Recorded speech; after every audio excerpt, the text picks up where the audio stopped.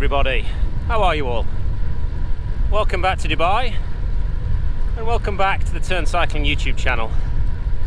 For those of you new to the channel, we cover coaching, ultra racing, gravel riding, bike packing, kit, all things cycling related. So check out the videos. If you like what you see, then do click that subscribe button. And I've actually got a really good reason for asking you to do that. In 8 weeks' time, I'm going to be taking on the Race Around Rwanda.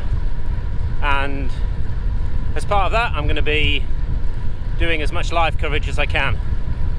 Now, in order to do that through the YouTube mobile app, I need 1,000 of you good people to hit that subscribe button, and then we can go live and bring the delights of Rwanda to you all real time from around the course.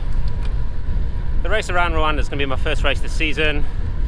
Right now it's 8 weeks away, so my mind's turning to all of the key areas that I've got to plan and get ready for race day. Now, there are 5 of these key areas that I look at when I'm planning for a race. There's the physical, equipment, the route, the race sleeping strategy, and then nutrition, hydration. And over the course of the coming weeks, I'll be diving into each of those areas in a bit more detail. So today's ride really has got 2 purposes. First of all, let's talk about the physical preparation part. Now, physical prep for me has 2 key elements. There's performance and then there's fitness. And I do consider the 2 to be different. Performance is how many watts you can put out. So FTP, or functional threshold power, is a measure of performance. And they just indicate how capable you are of laying down power. The second area is fitness, which is all about your aerobic conditioning. How ready are you to deal with the volume of the race in question? And you know, there's ways of tracking this. Strava has a fitness score. Training Peaks use something called CTL, or cumulative training load. And it's a good way of understanding how you're ready to cope with the demands of the race. Fitness doesn't tell you how fast you're going to go. It tells you how long you're going to be able to go, how close to your performance you're going to be able to go. I have done a video the other day on testing, which I'll post soon. But I did some testing myself 10 days ago. I test different points on the power duration curve, ready to feed that with accurate data. Now the good news is, my performance numbers are really good at the moment. I did a 45-minute test. I held just under 260 watts, which is actually my best ever 45-minute power output.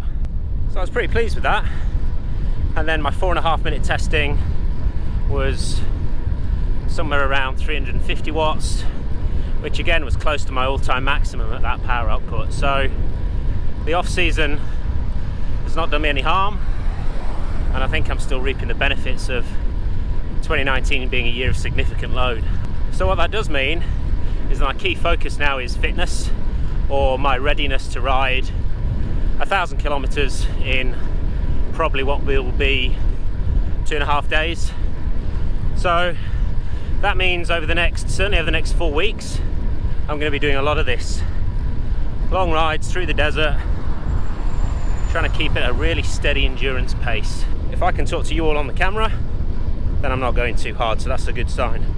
And really the purpose of this is twofold.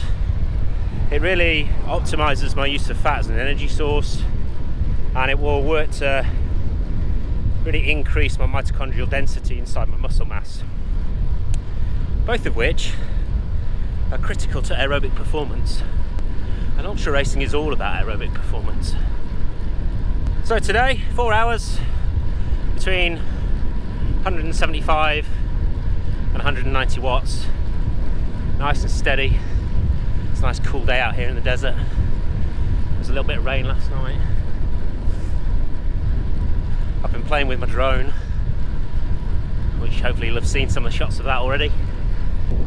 So the second purpose of this ride is looking at kit, more specifically tyres.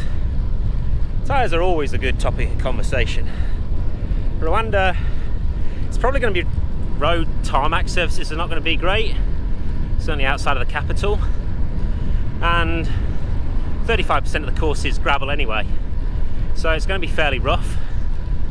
What I don't know yet is how wet and muddy it might be. So I'm considering 4 different tyre choices, all 38mm.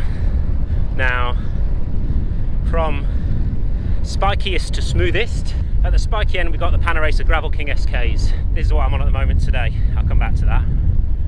Second up would be the Schwalbe G1 All-Rounds, which I've raced in Oman, I've raced in Peru. Great tyre, fast on the road, quite a good bit of grip off-road, just really nice. Third up would be the Schwalbe G1 Speeds, which are similar but lower knobbles, much faster rolling, really fast tyre. Hard to tell the difference between that and an all-out road tyre, but they do have a little bit of grip. And then the final choice would be the Gravel King Slicks. Now, I rode the 35mm Gravel King Slicks on the TCR this year, and they're a phenomenal tyre. They took everything I threw at them, and I was really impressed. And obviously, being a slick tyre, it's going to be a lot faster on the road than the Gravel King SK I'm on now. Well, I say a lot faster. That's really what I'm trying to determine. I'm on the Panaracer Gravel King SKs. They do have fairly knobbly bits on. But what I'm trying to do is just see how fast are they on really smooth tarmac, because I know they're going to give me an advantage when I'm off the road. It's a question of what's the disadvantage when I'm on the road. So I'll be able to go back, compare times, and make a rough estimate of how much slower they are. I mean, it's really going to be fairly rough, but more data is better than no data. Now, the other thing to bear in mind is then going to be weight. I think the difference between the Gravel King Slicks at the lightest end and the Gravel King SKs at the heavier end will be probably about 300 grams for the set, so something else to consider. I'll talk more about weight in a later video. Right, I'm going to crack on. Looks like I've avoided the rain today. Stay tuned for my next video on this journey to the Race Around Rwanda. Catch you later, people.